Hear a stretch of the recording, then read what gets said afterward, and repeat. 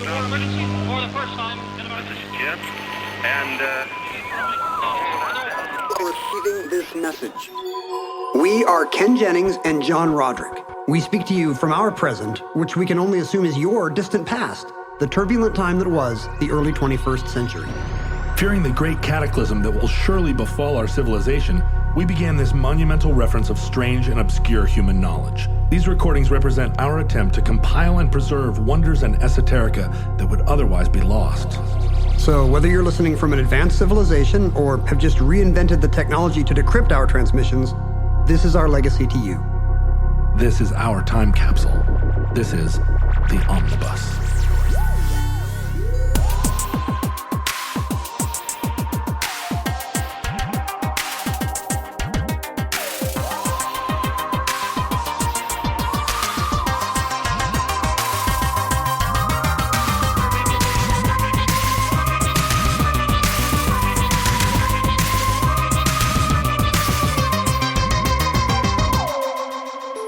You have accessed entry 744.LK1214, certificate number 22481.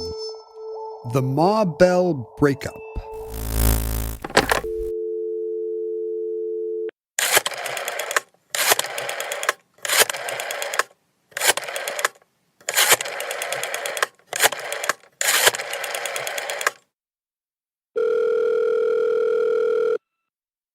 Now, futurelings listening to the program are going to be thinking of Omnibus as a giant multi-headed Hydra corporation. Conglomerate spanning the globe. Because as we get closer and closer to being America's favorite podcast, of course, we're going to start using that, leveraging that opportunity to start buying up other podcasts and either crushing them or assimilating them into the larger Omnibus rubric. It's going to be hard for them to imagine a time when it was just like you and I sitting at a table, Bill Gates and Paul Allen. Yep, scrappy little company doing a podcast in our garage.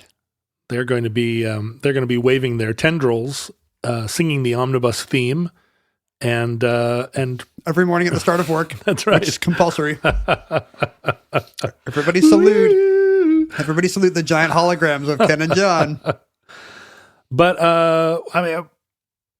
And because of who we are and our governing life philosophies, of course, one of the things that's going to promote the gradual consolidation of all podcasts into the Omnibus project is it compatible with Marxism? Is that compatible with Marxism? And it is, actually. Yeah. There should be a centralized planned economy, podcast economy, and it should be centralized under us and planned by us. And we should say, no, the economy cannot support another true crime podcast this year. Nope. We'll send you to the gulag. Yeah, we'll let you know what true crime podcasts you can listen to. But this is a topic that's really in the moment, our moment here in late 2021.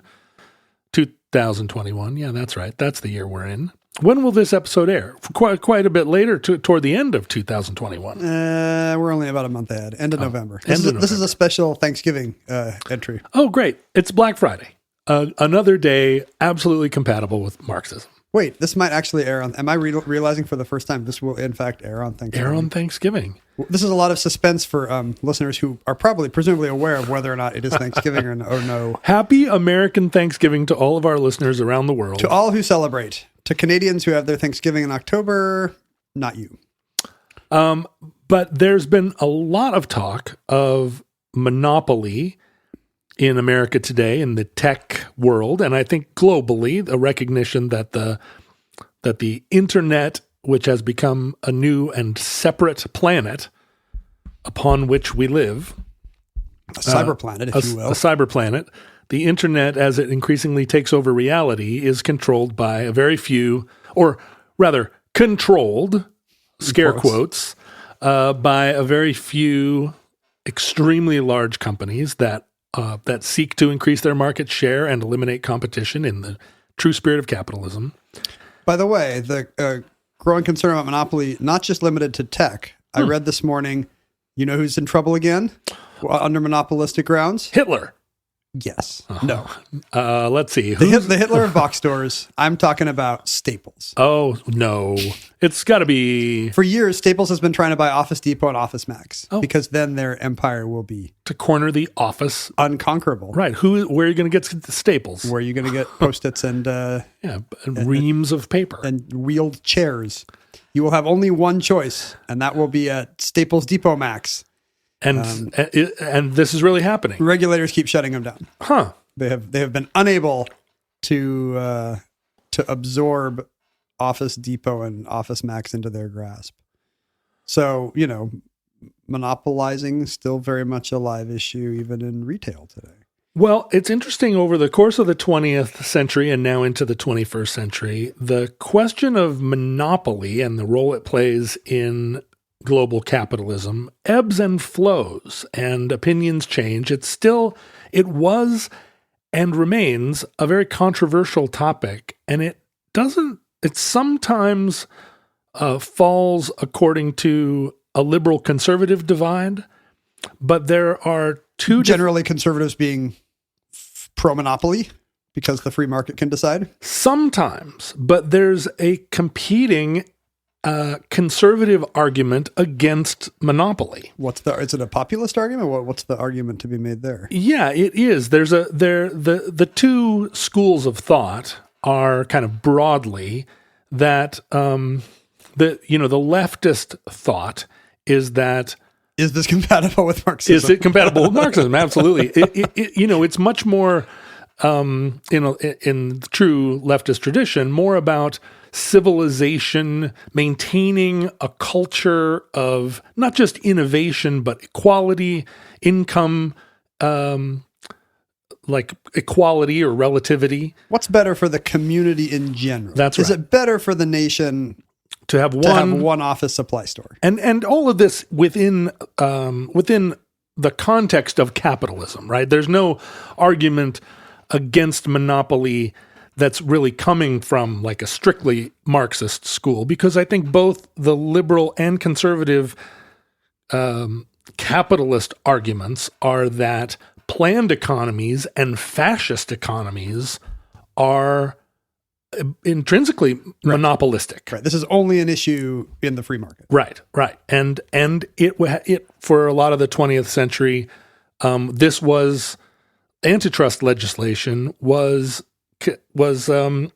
pro-capitalist and considered an antidote to fascistic or socialistic planned economies. We're helping the little guy because the little guy may right. someday own $1 billion office supply chain and will need to be taken care of. But during that period in the first half of the 20th century where fascism was ascendant,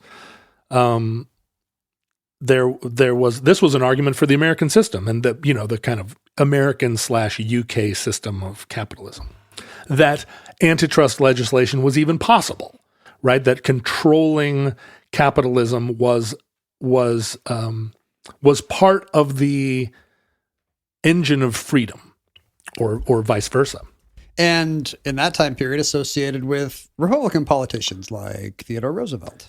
So the Republican antitrust philosophy often hews, like you were saying, to a more populist argument that what is best for the consumer is maybe the highest order of concern. We're not trying to create a whole world where capitalism is regulated in order to create a society where income and wealth is distributed. We're just trying to regulate business in order to benefit the little guy. What keeps prices the lowest? What keeps innovation happening? So both schools of thought have an argument that is antitrust, but as you kind of rightly guessed, in recent times, in the third half of the 20th century, the relationship of the Republican Party to corporate interests is very different today than it was in the 1890s when John Sherman wrote his Antitrust Act. Right? Yeah, and a lot of that is a result of the Chicago School of Economics, which promoted, starting in the late 60s, laissez-faire economics, which was adopted wholeheartedly by the Reagan administration and promoted by kind of not only sweeping legislation, but a kind of mandate to the courts, an overall American philosophy that capitalism was self-regulating. This is what makes us great. Yeah, we should be proud of our big, strong mega companies. Not just that, but that the big, strong mega companies are going to foster competition because there's always going to be a little guy that's got a better way. And how exciting is that? And I think that hasn't really been borne out. Well, it seems blind. It seems blind to the actual economic concerns that led to trust busting in the 19th century. And this is why the fashion of antitrust legislation has ebbed and flowed over time, because there have been many periods in United States history where the idea that a single company would control a whole broad sector of the economy seemed like really the most efficient way to do it. I mean, during World War II and the lead up to it, I mean, Roosevelt was trying to stimulate the economy and was not really interested in prosecuting trusts.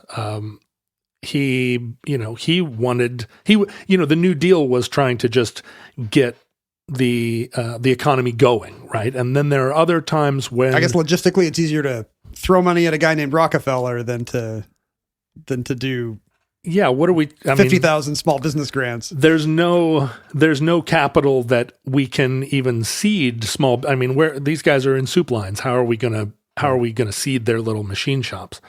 And then other times when activism in economics becomes really a movement, and it is very related to, although there's not a correlation as much as you might think, but in terms of like time periods, there's not as to whether the country is leaning left or right in general. Yeah, in general, during liberal times, there's not more of a focus on antitrust legislation compared to conservative times. Again, because there's a kind of schizophrenia in the various philosophies. I mean, the Republicans traditionally have been just as hostile to megacorps for other reasons.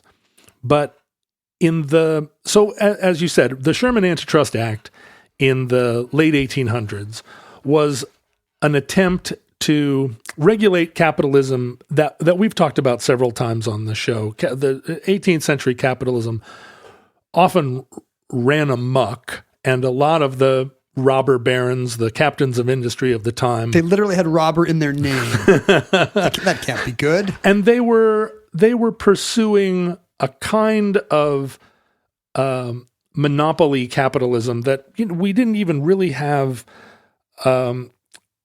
like a name for, but they used sort of brutal tools and price fixing, where companies would agree to just gouge consumers because they had no alternatives. The formation of cartels, buying competitors to very aggressively eliminate competition and consolidate wealth. Yeah. So the Sherman Antitrust Act of 1890 was the first in a whole set of attempts by the United States government to limit the power of megacorporations. The Clayton Act followed right before World War I. That then sort of, because you limit what corporations can do, but they still have tremendous wealth and power, and it's just like trying to eliminate a pan full of Jell-O by putting your hands in it and squeezing it. They're not going to stop. No. Like the thing that drives them is trying to increase market share. And if that means cartel forming or price fixing or whatever it is, they'll do it. They'll do it. And all of this eventually precipitated the formation of the Federal Trade Commission, attempts in the early part of the century to really legislate how corporations could consolidate and become megacorps that it was broadly seen not only to be antithetical to the free market spirit of capitalism and also very anti-democratic. and creating an unjust and un-American world.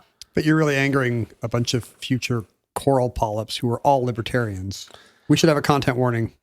Yeah. Sorry, future polyp libertarians. Sorry. You're not going to like all this talk. There's a lot of people that do not believe that the market is free and it encourages competition. I mean, I understand the resistance to creating these kind of institutions and trade commissions and whatnot, because it is just kind of an assumed part of modern capitalism is that, the market should be free and that's how problems get solved. And the second you say, actually, there should be a bunch of guys who decide just how free the market can be and when its very freedom is actually leading to more trouble than good. I mean, that's a very tricky thing to say, right? Like, oh, it's okay. We've got a bunch of experts and they'll make the call because you've given up the freer the better argument when it comes to markets. Yeah. And it's all part of the overall question of what is the utility of government? How are we better when we have unfettered freedom, or are we better when we are marshaled in pursuit of a greater idea? Are we idealistic basically, or are we? What is the ideal? What is the ideal? And today the ideal might not be, one externality is it's going to get 3 degrees Celsius warmer, and the free market is not addressing that and hasn't for centuries. And so that's an important enough ideal, but you got to decide what the ideals are. Not everyone agrees with that one. And the public health crisis of the last couple of years right. is a similar thing where there are tens of millions of people who believe that they should have that their personal right to live as they choose supersedes the collective obligation to respect the science of public health. So it's ongoing, and I think maybe now more than at any time in the last several hundred years, is there such a dramatic divide between people that believe that regulation in some form at least is a component of civilization. It does seem that for the most part today, the trend is to not actually engage deeply with these issues at all, just to be like me about the drinking straws, we all kind of assume that we talk about regulation as if we're against it until it inconveniences us, until we're for it. Or in my case, I'm for all the regulations until the straws melt in my mouth and then I'm against them. We just kind of reverse engineer whatever principle justifies our grievance when something doesn't go our way. There is a philosophy, there are 1,000 philosophies, economic philosophies, but the idea of there being a competition ideal, a sense that competition is healthy, economic competition, business competition is healthy and good. It promotes progress, it promotes technological development, and it promotes wealth and distributes wealth, but there are ideal conditions. It is a thing that can be managed, and that management is in the public interest, and that you can, just as we try to apply social theory to programs, we try to apply science. You can also try to apply economic philosophy to actual to manage competition in a way where you seek an ideal state. And in general, everyone agrees on what that state is and what the best practices are? No, absolutely not. Okay. It is. I assume no. It is a thing that that's why economics is so valuable. Yeah, and then very, very, very people of all stripes with good intentions, with strong beliefs, and with evidence to back it up, can have completely different attitudes about it. But Justice William O. Douglas described the tendency for business to consolidate and become kind of imperial as the curse of bigness. And there is in the United States a sense that you can be too big. You can get too big, and at that point, you are rivaling the power of government. Yes. And at that point, it's not that the government has a competitive interest. The government with you. is a rival street gang. It's going to shut Amazon down if they get too uppity. But at the point that a company has that kind of power over the citizenry, but the companies are not elected, yeah. right? And they're not governed by any laws other than their, and I think with the way that corporate capitalism has evolved with the idea that the shareholder profit is the highest good. Right. There's no constitution Right. that in which a company guarantees the principles that it stands by. It's shareholder value. In the case of major American antitrust prosecutions over the course of the last century, the most famous initial one was the breakup of Standard Oil. Standard Oil had become this monolithic company that was controlling petroleum and energy at a time when petroleum energy had become a kind of public good. The lifeblood of a lot of America. Right. It wasn't like in 1805 when petroleum energy didn't exist, and it wasn't like in 1880 when petroleum energy was competing against all kinds of, because we were developing engines, we were building things, these test cases, the market for petroleum. By the early 20th century, it had become a kind of universal. This was the direction that power was taking, and Standard Oil held across the board. They held all the power. They held all the power. And you see this a lot in the evolution of monopoly. What happens is not always that a company walks into a pre-existing diverse market and buys up all the competition or outcompetes them. It's much more often that a new technology arrives that a company has developed, and then that technology evolves to being the dominant and then ultimately universal technology. It's certainly the case in recent quasi-monopolies like Microsoft or Amazon.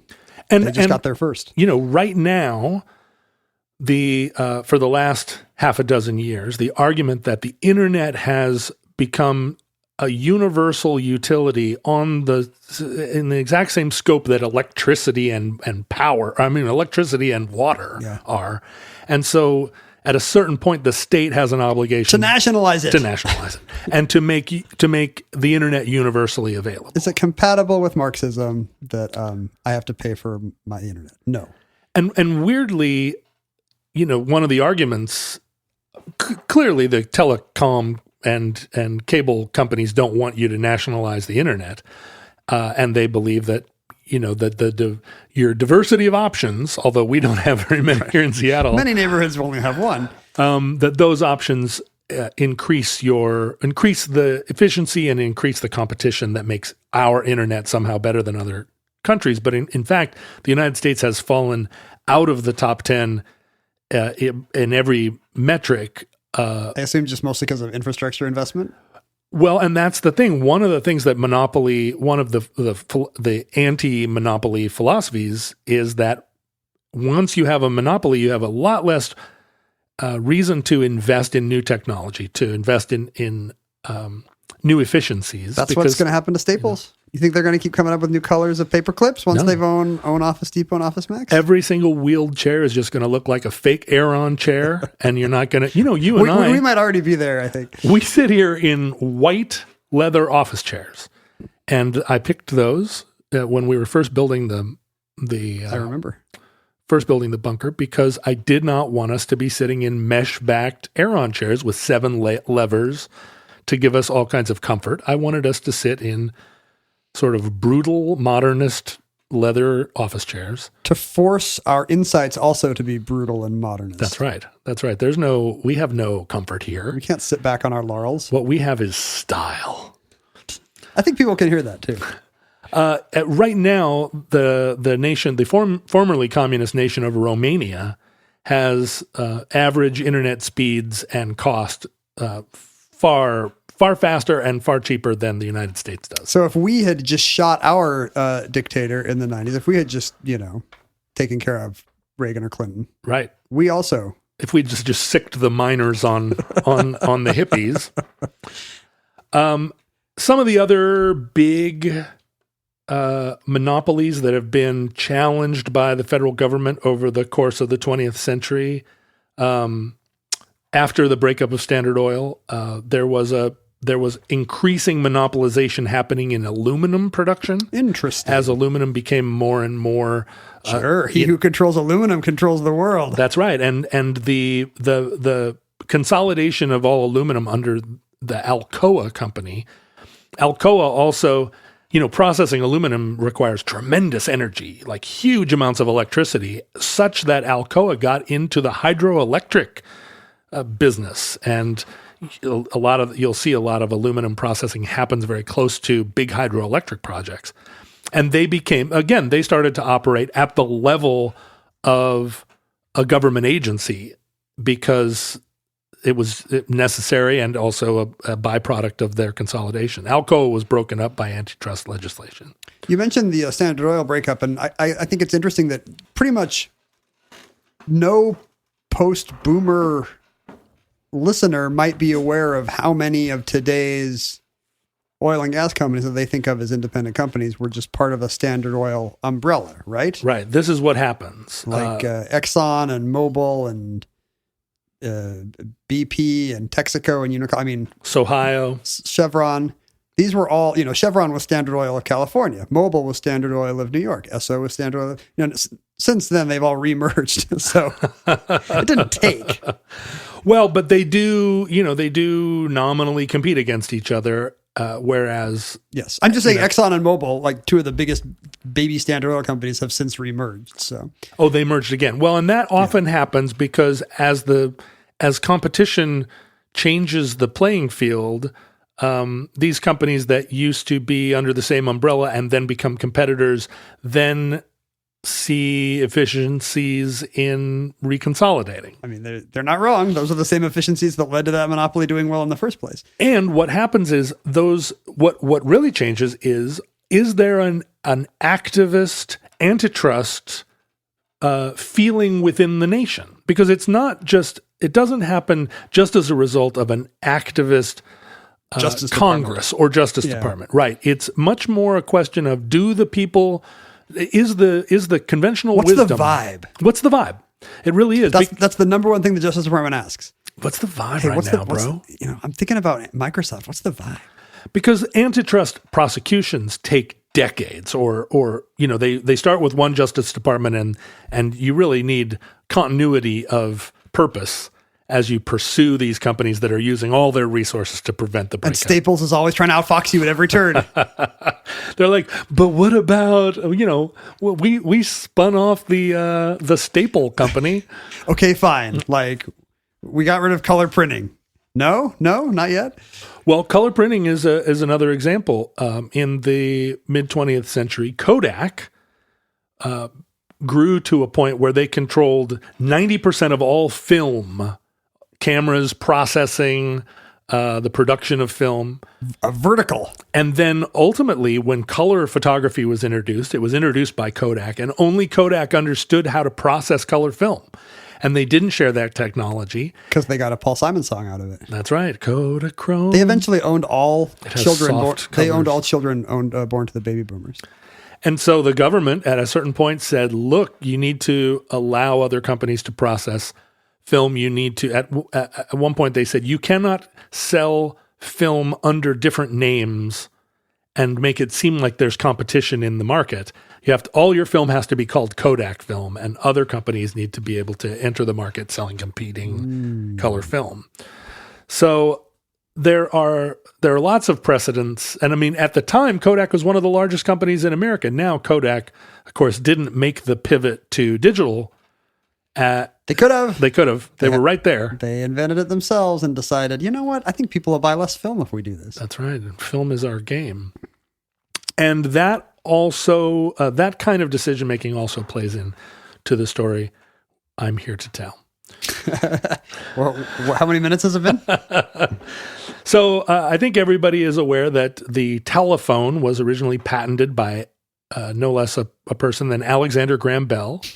I like how you're implying that he was already very famous for other things, like his trained dogs. Well, No less a personage than the Alexander Graham Bell later went on to invent the telephone. Alexander Graham Bell, in fact, came from a distinguished family of elocutionists who had his father. That was a thing? Yeah, and uncle, and then he. Big money in the elocution game back then. Elocution being not just a. I am going to invent the telephone. Not just more important in Victorian times when people spoke properly, but also it was a particular interest in the relationship to educating and assimilating the deaf into society. He's into deaf education. I remember this. Deaf education. He's a pioneer of deaf education. He and his father both. His father patented a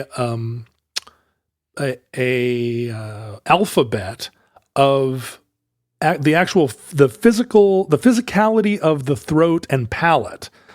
He developed an alphabet describing the different shapes of the tongue and mouth, such that when Alexander was a young boy, he learned his father's alphabet and was able to speak aloud any language according to, if you could write the language in this poetical alphabet, he could read it and speak it aloud as you would read music and play, even though he didn't know Romanian. In fact, his father took an interest once they moved to the Americas because they were Scottish. Yeah. And they moved to America because two of Alexander's brothers died of tuberculosis. So they moved to Canada in order to seek sunnier climes. To get better healthcare? Yeah. No, to get, out of the tubercular sunnier UK. climes. If you're from Scotland, Canada looks so warm and inviting. But he actually started transcribing Native American languages that had no written alphabet. And his system was universally phonetic enough that it worked for that. Yeah, too. his son then could speak Powhatan because he could read it in this language. So he was a pioneer of preserving native languages that now have very few native speakers. Interesting. And interestingly, Alexander had no middle name when he was born. He was just Alexander Bell, and as a teenager, he petitioned his father to be able to have a middle name, and his dad at some point as a teenager gave him as a present the right to choose a middle name, and he chose Graham. So even back then, teenagers were like, "That's not my name anymore." Yeah, no, I want to be called Isabel. Call me Totoro. Call me Ishmael.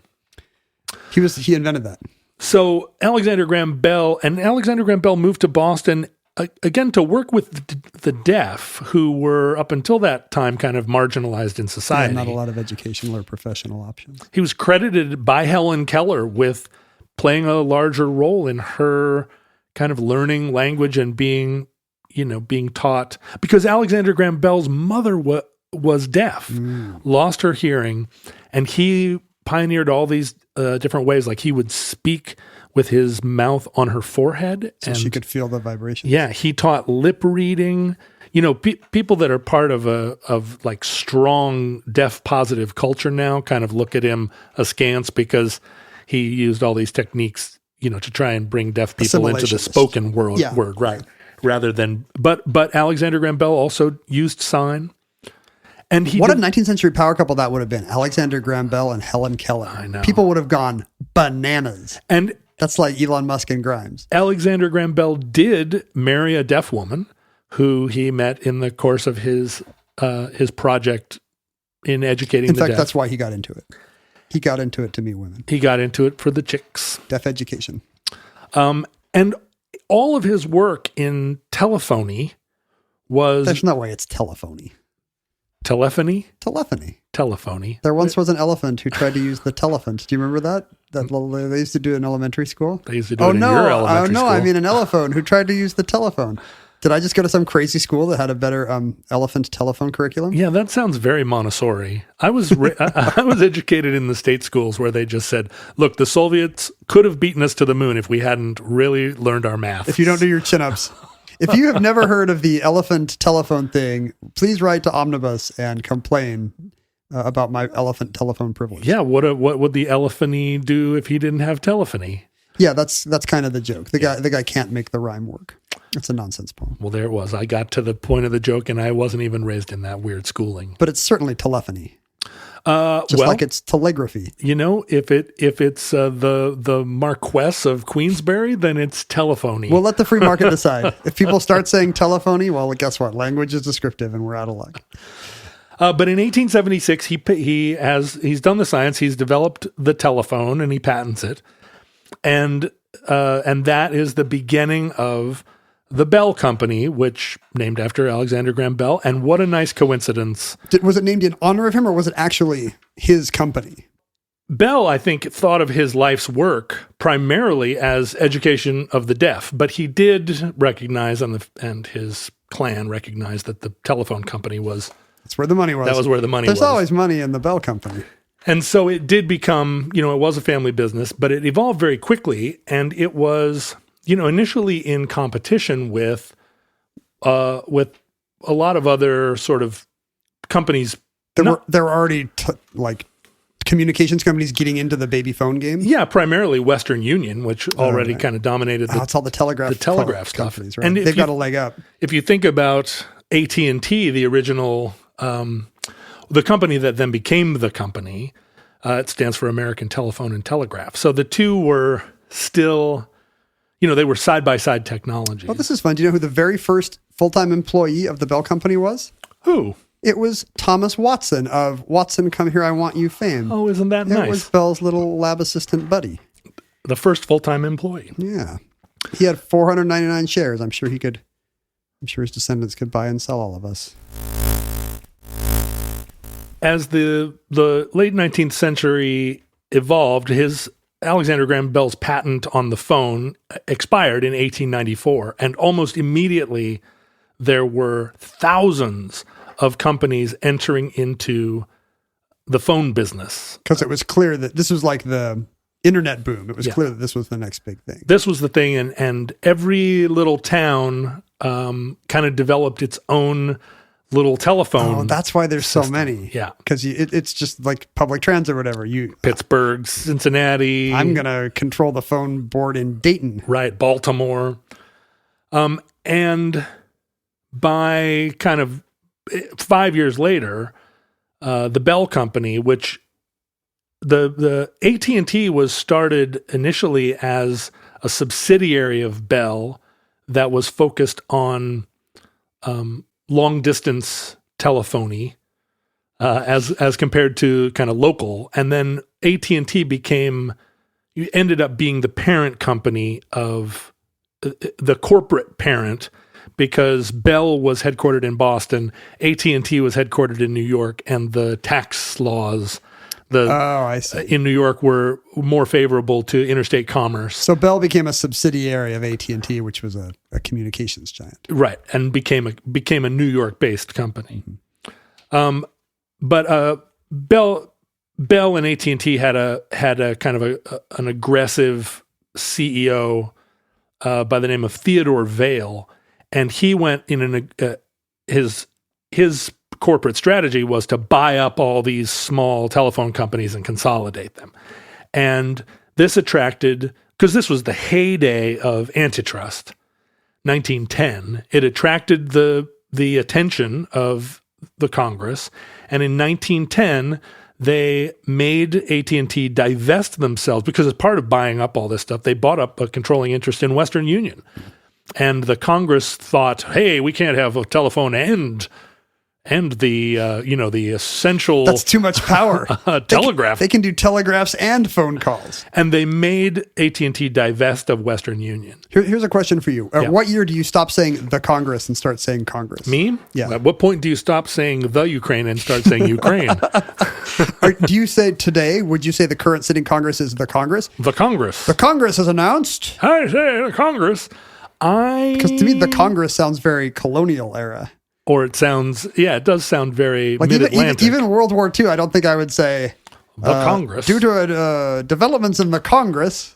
I believe that there are times when I think of the Congress as a like an entity that almost has that takes on a personality. I see. And I think the further I get from the time period, I'm able to see Congress as an entity with a shared set of values. It's a hive mind. Whereas the closer it is to my own time, I think of it as a divided body that is, rife. I mean, you think when Congress makes a law, then you look back at it through time and you're like, oh, Congress was in agreement that this was the law of the land. It's because we're not aware of the factions and stuff, right? Yeah, right. We have less knowledge. There were just as many people arguing against it as there were for it then. And also, it can't become a sentient hive mind today because of all those clowns in Congress. Lol. They don't have the brains to do that. Am I right?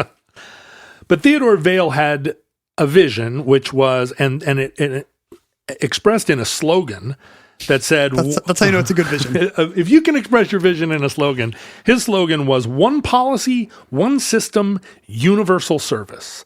Wow. And now that's compatible with Marxism. It kind of is.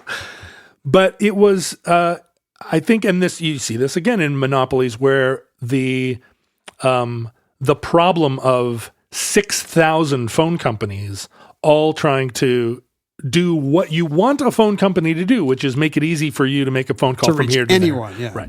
Right.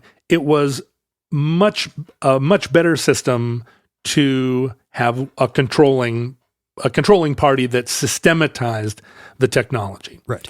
And AT&T built itself with kind of four major components. There was AT&T, which controlled long distance phone lines. There was a subsidiary company, Western Electric, which had been purchased by AT&T or by Bell in one of these large merger acquisitions. And Western Electric was the company within the company that manufactured the technology of telephones. Like the literal Pink Princess telephone? Yes. Not the line or whatever. Or is it all the above? All of the above. Okay. They were all the hardware. They're a hardware manufacturer, and they built all the big stuff that the company only used, but also all the consumer stuff. Yeah, it was the phone company that would get you your phone. Is that how it worked even in our lifetimes? You wouldn't go to the store and get a new. I mean, you could. I remember going to the store to get a new phone. You remember it because you are a young person. But I feel like in my grandparents' house, they just had the Pink Princess phone that came from Ma Bell, right? This was kind of one of the incredible things about the AT&T monopoly. They controlled the phones such that you never owned your phone. Yeah. Part of the money that you paid to AT&T every month for your phone service included the phone and included all the phone lines within your house. It was all owned by AT&T. You were only leasing it. And part of their monopoly, their anti-competitive practice was they said, you cannot use an aftermarket phone. There are no such thing. This is jumping ahead, but so me being able to go to Sears and buy a cordless phone, does that post-date the breakup? It does. Wow. It was part of the argument for the breakup of AT&T. It is unprecedented that you just have some, I guess to this day, like I might have a Comcast router in my house. There's some, but I would have the option to opt out of that. Yeah, and this was there was no aftermarket. And in fact, if you found a phone, let's say you brought a phone from Romania or you found some other phone, the Stasi could come get you. The only way they would allow it was that you would submit the phone to your local AT&T. They would rewire it to be compatible with their system, even though it was compatible. And then they would lease it back to you. They would charge you for having rewired it, and then they would lease the phone back to you. So you were still back into a situation where they owned the phone and leased your right to it. Good business model for them. Difficult to see the advantages for the consumer. Nobody suggested this with televisions, for example. Well, I mean, the cable box would be the only analog. The advantages were, and what AT&T said was that your phone never broke. I mean, if there was a problem with any of your equipment, including all the lines inside your house, it was AT&T's responsibility, and they sent somebody out right away and fixed your gear. Now, everything from the place where the cable enters your house to, it's all your responsibility to maintain, or increasingly so. But I have to say, in almost 20 years of home ownership, that has never come up once. It's not just because I don't own a landline, although that's probably part of it. But, phones, I mean, since the advent of the cell phone, how many have you had? 25, probably. A lot. Right? And I haven't had a landline since 2002. How do the spam calls get through? Oh, wait, they just get through. The other two parts of the the mega company AT&T were Bell Labs, which was a technology laboratory, and Bell Labs was the part of AT&T that, in a way, really changed the world. Within Bell Labs, they invent touchtone phones. They invented the transistor. Oh, right. They invented. Played a major role in the development of the laser, the photovoltaic cell. So it wasn't all different shapes of receiver. No, they developed Unix. They developed C++. They developed radio astronomy. I mean, Bell Labs was an incredible resource, and just nationally. And then the fourth element of the AT&T megalith was the Bell operating companies, which were the baby bells, the small components, Cincinnati Bell, They're New regional, York Bell. And what they handle all the local calls. Yeah, okay. And so switchboards at one point, probably. Yeah, always switchboards. It was just they became automated when you got rid of the nice Betty Crocker looking lady. So Bell survived multiple attempts, or AT&T survived multiple attempts throughout the decades to break them up. It was 1913, the Kingsbury Commitment was what forced them to sell Western Union. I like it how it has a name like a surrender. It right. really does sound like they had to negotiate a peace. In 1921, the Willis-Graham Act. Oh, so it should be said that during World War I, the phone network was nationalized as a part of the war effort.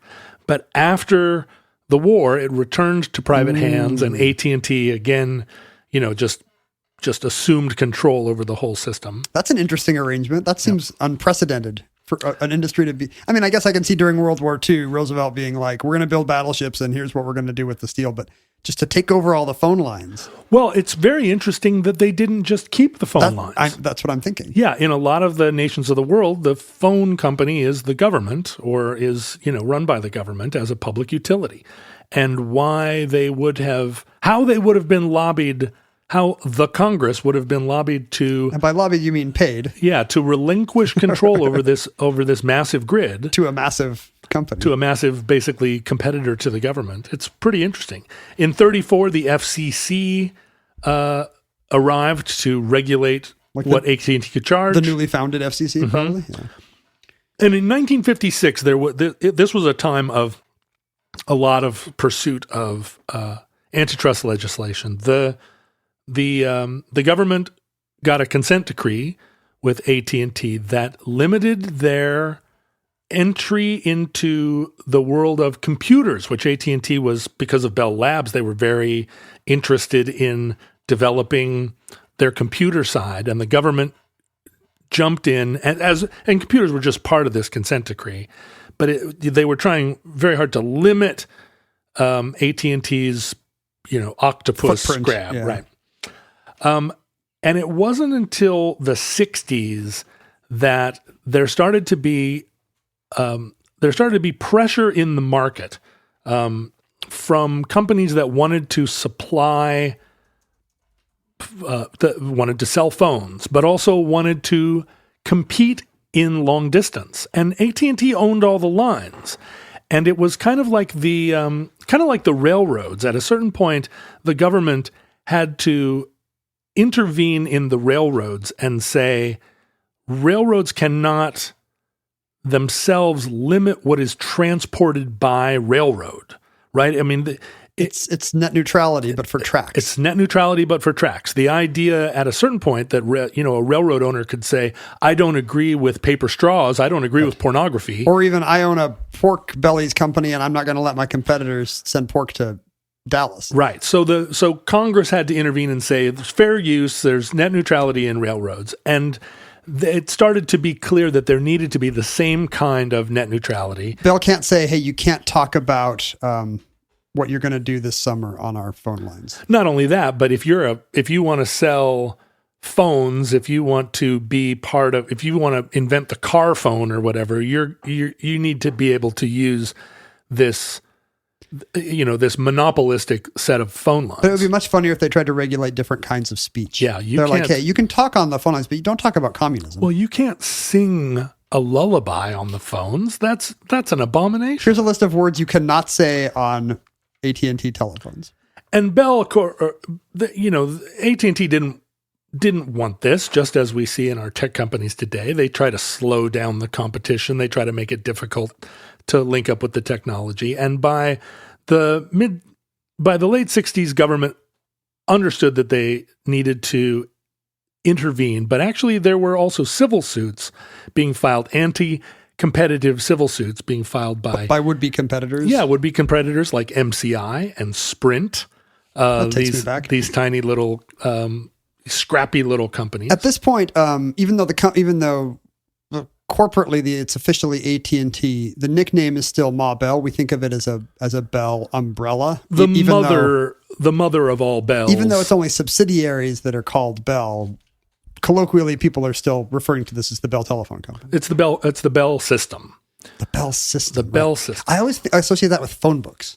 Yeah. Remember how big phone books would have the Ma Bell logo on them? Well, phone books actually, and this is another thing, it's hard for people who didn't use them to understand, but phone books were a major source of revenue for the Bell system because the Yellow Pages were where companies would pay to advertise. Yeah, and it's what you use to find things. Like, I need a plumber. You'd flip to it basically P replaced the World Wide Web for about 5 or 6 things you do a day.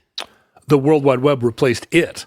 It would replace the World Wide Web in your in your conception of the world. Yeah. And this was true until the 2000s. Yes. I mean, I kept a Yellow Pages in the trunk of my car. When did you own your last? They were still bringing phone books to my door in the probably around 2010. I would say is the last time somebody tried to drop off a phone book at my door. I got phone books until about 2014. And at the point at which the phone books arrived and I immediately walked them over to the recycling, there was actually a movement here in Seattle, and it might have even resulted in legislation. I think it did. Where they forced the phone companies to stop sending phone They were books. getting thinner and thinner in the sad way that newspapers were at the same time. Because people weren't paying for the companies wouldn't pay a big, you'd have to pay thousands of dollars to give your muffler shop nice big phone book placement. Because if not, they were going to go to Jerry's Mufflers. So phone books were a big part of the Bell system, a big part of the enterprise, and we'll see in a second how that kind of the phone book centric idea of the company played a role in its breakup. The phone book was really your full guide to geography. It wasn't just who are you going to call. It was literally like, I need to find a store that repairs vacuum cleaners, or a store that sells vintage whatever. The first place you would look would be in your phone book, which was sitting in a room in your house and was kind of your encyclopedia to the outside world, or at least of your city. Well, do you remember when having more than one phone book was kind of a sign of wealth and prestige? Like, oh, well, that's the kitchen Yellow Pages. Let's use the upstairs Yellow Pages. I still get annoyed when people in movies rip out a page in a phone book. I know. Because that's a public utility. I know, that's really awful. Come on, Marty McFly. Yeah. So by the mid-70s, the federal government and MCI and these other companies were suing AT&T in separate ways. One as federal antitrust legislation, the other for civil damages. And by the late 70s, early 80s, it was clear to AT&T that they could not win an antitrust suit. They were obviously just public opinion had turned against them, and the legal merits of the case were there was no way that they could. They're a very clear monopoly. And so AT&T corporate surveyed their empire, and they said they offered the opportunity to the government that they would voluntarily kind of break up the company. And their proposal was that the small local bells be kind of consolidated into 7 groups that were regional. Yeah. And that because the local telephone didn't seem like the big profit center for AT&T, they said, we'd like to keep long distance, and we'd like to keep Bell Labs, and so we can make more space lasers. Western Electric manufacturing all this technology, and the phone book, the Yellow Pages. This was our idea, to make the pages yellow. You cannot squash innovation of that kind. We invented the laser and pages that are and yellow. yellow paper. And the baby bells will then, we'll divest ourselves of those, and they will go off and become.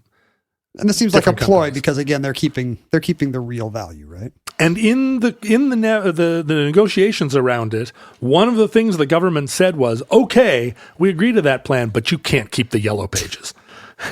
They forced them. You're going to let our fingers do the walking, mister. They forced them to get out of the Yellow Pages business. But immediately the baby bells were formed, and the baby bells, there were famously 7 of them.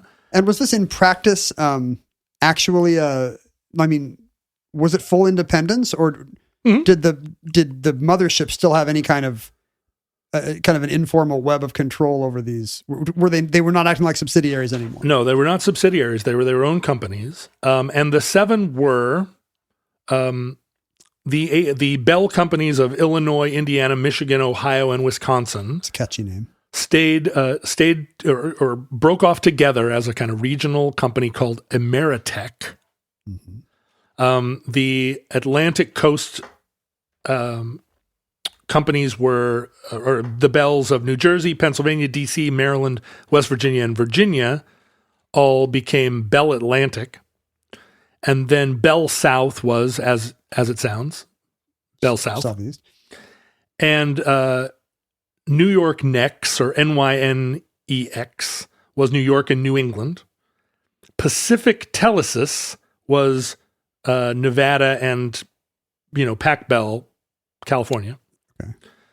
And then Southwestern Bell, which was kind of Midwest, Southwest.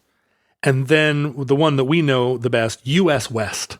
That was what it became here in the Northwest. Yeah, US West, which was Northwestern Bell, Pac Northwest Bell, Mountain Bell, and weirdly, Malheur Bell, representing rural southeastern Oregon. Its own kind of mini bell that was... Because they speak a lot of French there. They do. At Malheur. Remember when all the Cajuns wound up in I was just Eastern down Oregon? there, and I never actually... That was where Cliven Bundy... did you guys hang out? Yeah, I had no... I never really figured out how it's pronounced. Malheur?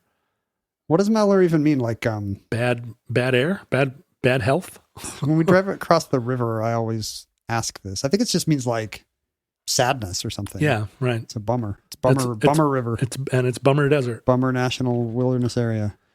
But what changed almost immediately was that it turned out that a lot of these, Western Electric, AT&T, and the local bells were all sort of they were internally subsidizing one another. Like Western Electric seemed like it was going to be a major powerhouse. It had been 100 years before, a technology manufacturing company. Those didn't get spun off, or they did? They did. Oh, okay. Well, no, I'm sorry. They were part of AT&T. Yeah. They were part of what AT&T perceived to be their profit center. But it turned out that without the baby bells, without the subsidizing income of being everyone in the country being forced to use their telephone, they couldn't stand on their own. They were not profitable to AT&T as a manufacturing center. And the long distance, it turned out that long distance rates were kept artificially low because local telephone rates were kind of subsidizing them, they're artificially high. And so all of a sudden, you had a choice in long distance options, different companies, MCI, Sprint. And so AT&T's long distance lines, which they had staked their fortune on, were no longer profitable. Because they'd been charging inflated prices for decades. The anti-monopolistic argument held here. Right. And the baby bells, it turned out, were profitable because charging phone rates and more, and as the internet, as the early sort of dial-up internet started to happen, all of that was going through more hours on your local phone. Yeah, local phones. AT&T really thought their future in the early 80s was in personal computing. And it was one of the things that they negotiated with the government, that the consent decree from the 50s was no longer applicable, and they were going to get into computers. They were going to sell PCs. They were going to sell PCs. And because they had built Unix was their product at Bell Labs.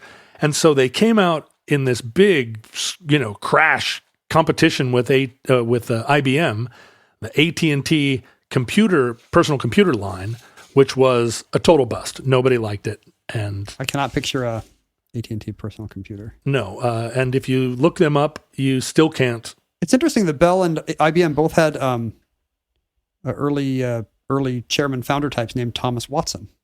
There it is. But different Thomas Watson. Different Thomas Watsons. Well, it was back then there were only 17 surnames and only 5 first names. So it was only a total of 85 different things that Americans could be named. The thing that I remember that was most visible to me as a non-phone bill paying a child at the time of the Ma Bell breakup is that phone booths no longer had the little chunky yellow and black Ma Bell logo on them. Phone booths, now were US West or whatever. Possibly even long distance providers. Did they have phone booths? I can't remember. Well, what ended up happening was that the little bells became, a lot of them, successful companies. First among them was Bell South. The Southeastern Bell started to, it was a big income generator. And over the course of the next couple of decades, became a big player in the phone world. And a lot of these other companies started to, the smaller bells started to merge. Like NYNEX, the New York Nex, and Bell Atlantic ended up merging along the way. And in the year 2000, there were no provisions against this in the government, because it was all very different. The U.S. government was trying to control who had the freaking phone book. Yeah. So by the time local telephony entered, the way we use telephones changed a lot. I mean, in did fact, the pronunciation change? In fact, to telephony? Telephony. Yeah, that was always how they said it since the very beginning. In the 60s and 70s, a lot of the major TV networks sent their programs over AT&T lines. Oh, interesting. And at this point now, all of a sudden, you've got satellite communications and microwave technology that. So a lot of and the government used to use AT&T. And now they had their own systems, the military. So a lot of the business went away, and the small bells were still there collecting that local income. They're still taking millions of local calls a day. Bell South ended up buying AT&T.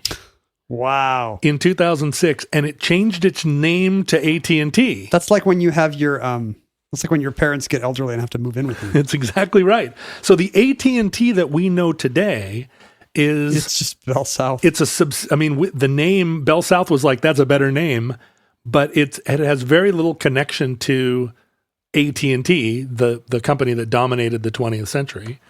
The Northeast telephone companies, Bell Atlantic and NYNEX, combined to form no less a company than Verizon, the main competitor of AT&T in the cell phone market.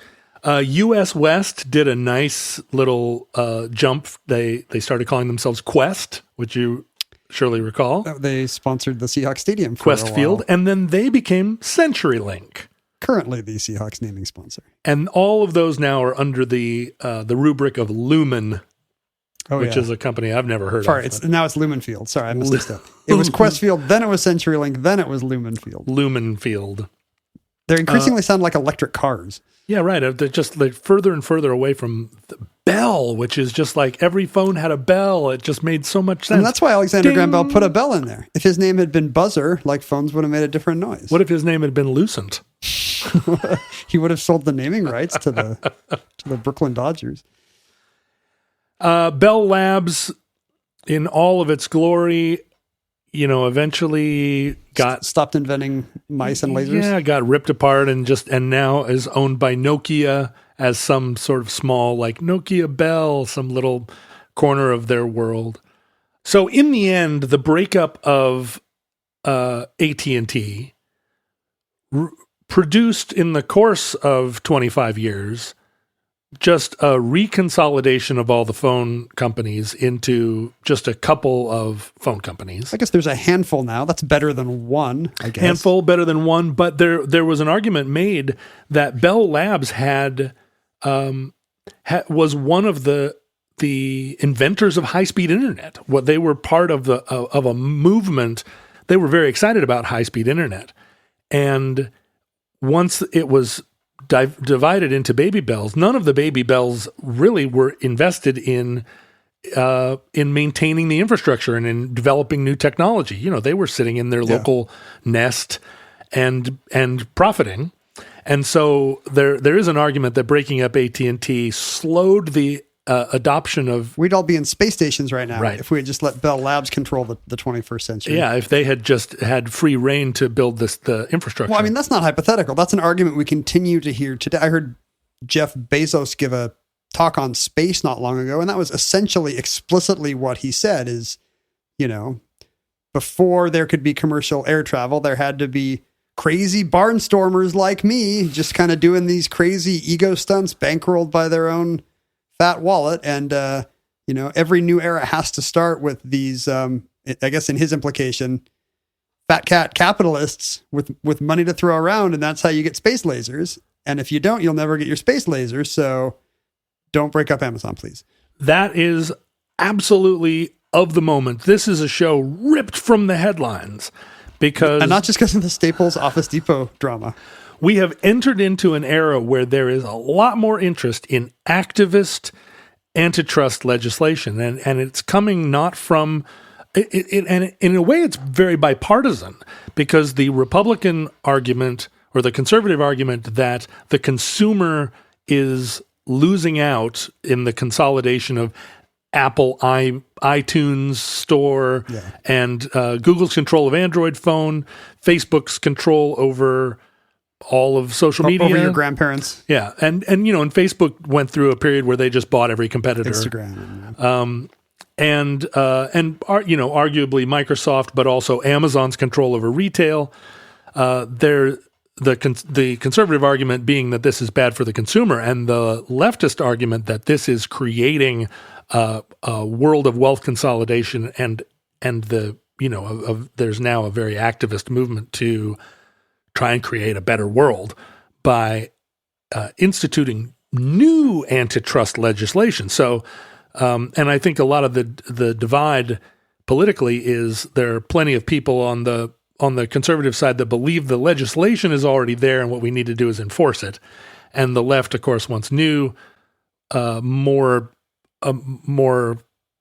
custom legislation to address these the actual reality on the ground. But both parties are taking fat donations from interested corporations, right? So. And at the district court level, there's been a lot of this antitrust. The attempts at this antitrust legislation have been shut down by district court. I mean, one district court judge, Boasberg, just laughingly shot this stuff down because he said no one had actually proved that there was monopoly in that any one of these four companies, these major companies, actually effectively had a monopoly. That I could be searching with Bing. Yeah, right. Ask Jeeves. There are two competing sides, and one of them says competing philosophies. One of them says, look, there's all the evidence in the world that all of these companies are competing with each other and competing with startups that are, across the ground. And then, of course, there's plenty of evidence that these are massive companies that are sucking up resources, squashing innovation, and and creating an unequal world. This is why we can't tax billionaires. They will stop shooting themselves into space if we break up their monopolies. I guess one of the things that's very interesting is that the FCC under Ajit Pai had very little interest in regulating monopoly, and the U.S. government, the government itself is has still a very laissez-faire attitude about business, and it's only kind of this brand new social movement toward breaking up monopoly that's even... And that stuff increasingly is not bubbling up into legislation, so very popular stuff can't get passed if the lobbyists are doing their job. Well, that's why the squad is gonna be the thing that futurelings look back on this era and go, the Congress. Well, look, this is all very ominous, but I want to end with some good news. Do you want some good news for you, John? Lay it on me. Webster says telephony and telephony are both permitted. Boom. Score. And that concludes the Ma Bell Breakup. Entry 744.LK1214, certificate number 22481 in the omnibus. Futurelings, before these social media monopolies were broken up, we could be found at Omnibus Project on many or all of them. I'm at Ken Jennings. You can find John at John Roderick, mostly archived at the moment, except for his Patreon. You could email us at theomnibusproject@gmail.com. Get out your phone book and jot that number down. Jot down our address as well. P.O. Box 55744, Shoreline, Washington 98155. I have a few... Somewhere here I have... Oh, here's something we got in the mail. I haven't opened it. What is it? It's to the Omnibus Podcast. Attention, J. Lighthouse Roderick. What? I assume that's you. Of the two of us, it seems more likely it's me. Because I sometimes talk about my seven-sided lighthouse made of dreams. But or lighthouse is your middle name. While I'm opening this, you also got a birthday card.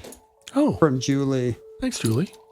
She says, "I'm sorry that when she sent you that she had not yet listened to the Bridie Murphy episode where you indicate you did not want listeners wishing you a happy birthday. So she has sent you a non-birthday card with $6 in it by way of apology." Oh, how wonderful! You're getting unbirthday cards now. I got a $6 present. I need to start running that kind of a scam.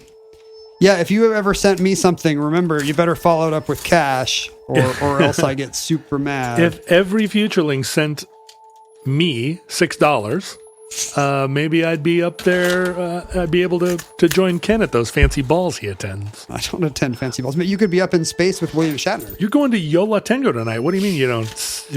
That is a fancy ball, but you know how I got into that ball? My wife bought 2 tickets. Yeah.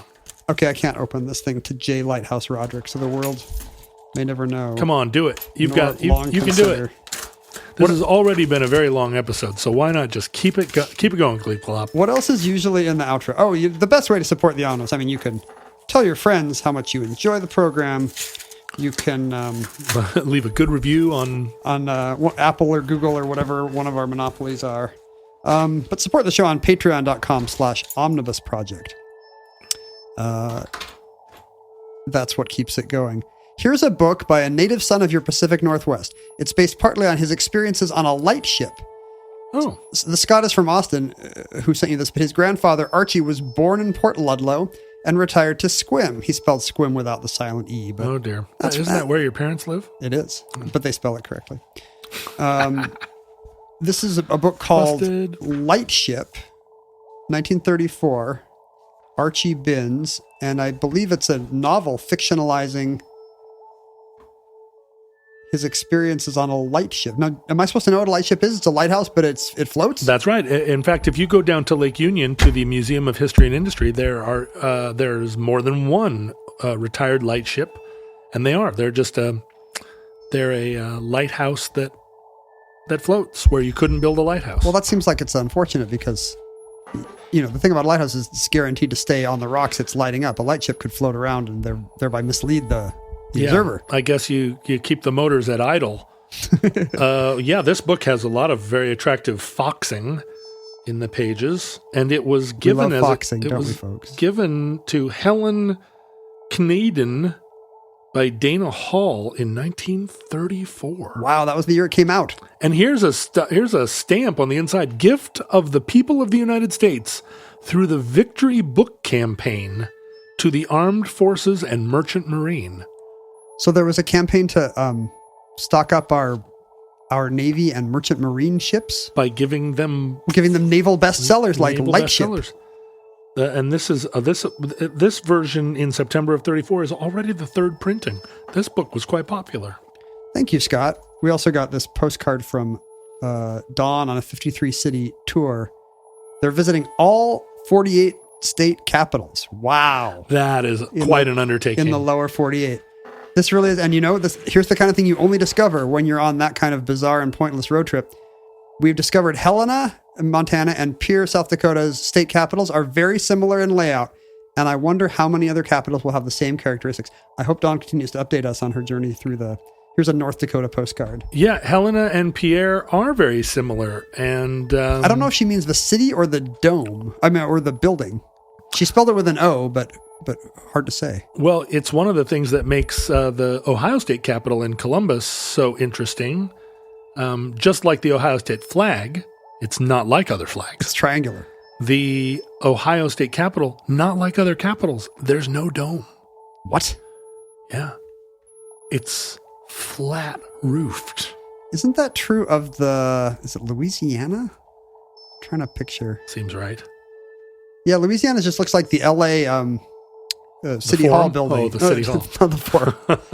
No, one of those big deco skyscrapers of that time. Yeah, the Louisiana State Capitol, probably the highest point in the state of Louisiana, also does not have a dome. It has a tower instead. The Ohio State House looks like a building that should have a dome. It's got the. They just forgot it. Yeah, it looks like the U.S. Capitol. It looks like the U.S. Capitol during the Civil War, right? When they're working on the dome. Yeah, before they put the dome in there. Here, Ohio, just build a dome. I think there might be a tiny dome, but there's not like a boob dome. Honey, I shrunk the dome. You can also, so thank you for sending us those artifacts. You can find your fellow listeners by searching for the Futurelings on Facebook or Reddit, for example, or on Discord.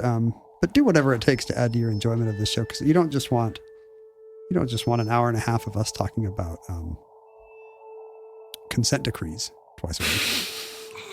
My favorite topic. You've got to make it a parasocial relationship. Consent decrees. The Seattle Police Department consent decree just, not expired, but they just renegotiated They re-upped it? somehow. It's going to keep going? No, I think the opposite. Oh, they got out of it? I think so, somehow. I'm sure they're not doing bad things anymore, so it's perfect. No, they're fine. Futurelings, from our vantage point in your distant past, we have no idea how long our civilization survived.